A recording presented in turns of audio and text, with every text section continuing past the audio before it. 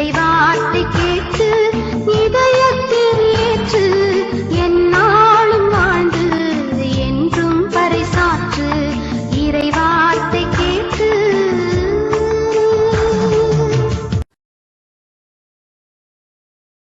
இயேசு கிறிஸ்துக்குள் பிரியமானவர்களே, அருமை ஆண்டவர் இயேசு கிறிஸ்துவின் பரிசுத்தமுள்ள திருப்பெயரிலே நல்வாழ்த்துக்கள்.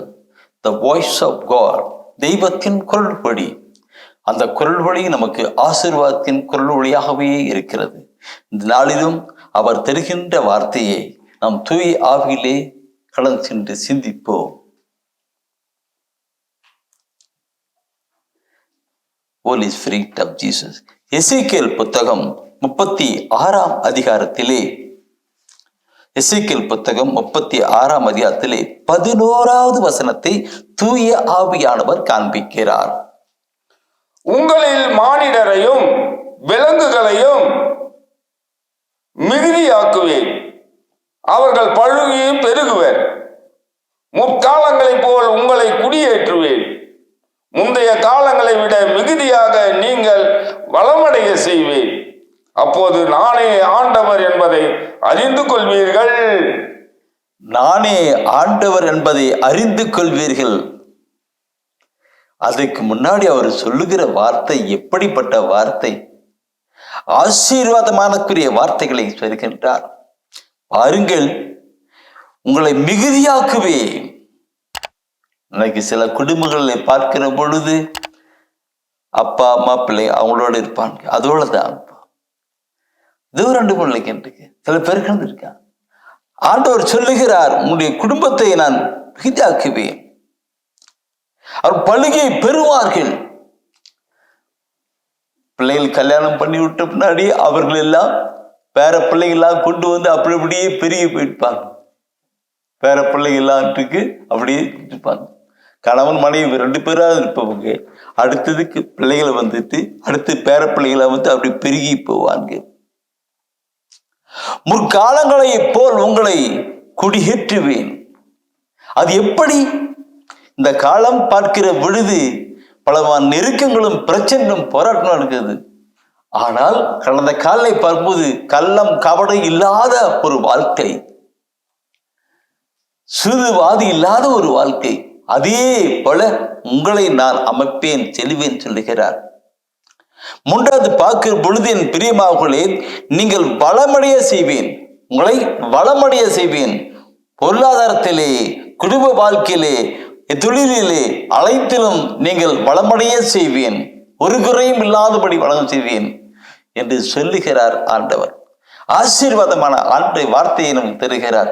சொல்லுகிறவர் அதை செயல்படுத்த வல்லவராக இருக்கிறார்.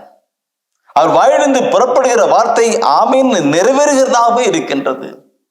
அன்பான சகோதரமே, ஆண்டவர் இந்த நாளிலே இப்படிப்பட்ட ஒரு வார்த்தையை தருகிறார் என்றால் அது நம் ஒவ்வொருவருக்கும் ஆசீராக அமைகிறதாக இருக்கிறது.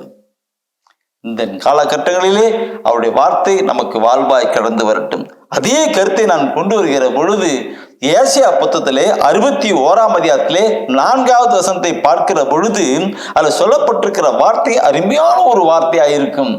நெடுங்காலமாய் இடிந்து கிடந்தவற்றை அவர்கள் கட்டி எழுப்புவார்கள், முற்காலம் முதல் பாழாய் கிடந்தவற்றை நிலை நிறுத்துவார்கள். அன்பானவர்களே, நெடுங்காலமாய் இடிந்துகணும், எல்லாம் பழைய வீடு எல்லாம் விடிஞ்சு போயிடுச்சு, நீ புதிதாக எல்லாம் கடவுள் செய்வார். இருந்ததெல்லாம் அவர்கள் கட்டி எழுப்புவார்கள். அதே கருத்தவர்களுக்கு முற்காலத்தில் பாலாய் கிடந்தவற்றை நிலந்தெல்லாம் ஒன்றுமே இல்லை, விவசாயம் பண்ண முடியல, எல்லாம் போயிட்டு இருந்ததெல்லாம் எல்லாம் பயிர் நிலங்களாக விளைச்சலாக உண்டாகிக்கிட்டு இருக்கும். இந்த நாட்களிலே, இந்த நாளிலே ஆண்டவராய கடவுள் உங்களையும் என்னையும் நம் ஒவ்வொருவரையும் படைத்த ஆண்டவர் நம்மோடு கூட பேசுகிற வார்த்தை, நான் உங்களை ஆசீர்வதிப்பேன், உங்களை ஆசீர்வதிப்பேன், நீங்கள் ஆசீர்வாதமாக இருப்பீர்கள் என்று அந்த அருமை ஆண்டவரிடம் நாம் ஒப்புக் கொடுத்து நன்றி கூறலாம். அன்பின் ஆண்டவரே, உம்முடைய வார்த்தை உயிருள்ளது, ஆற்றல் மிக்கது ஆண்டவரே. உம்முடைய வாயிலிருந்து புறப்படுகிற ஒவ்வொரு வார்த்தையும் ஆமேனு நிறைவேற்றுகிறதாகவே இருக்கிறது.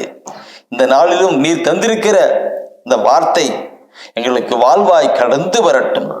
இந்த புதிய வருடத்திலே எங்களுக்கு ஆசீர்வாதமாய் கடந்து வரட்டும். பழையன கழிந்து போயின, புதியன தோன்றின என்ற நிலையிலே எங்கள் வாழ்க்கையை ஆசீர்வதிக்கப்படட்டும். உம்முடைய வார்த்தையின்படியே எங்களுக்கு வாழ்வாக ஆசீராய் கடந்து வருவதாக எங்களுக்காக விண்ணம் விட்டு மன்னகம் வந்த இயேசு கிறிஸ்துவினுடைய பரிசுத்த திருப்பெயரிலே நாங்கள் ஜெபிக்கிறோம். வார்த்தைகள் அனைத்தும் எங்களுக்கு வாழ்வாக மாறட்டும். ஆமேன், ஆமேன்.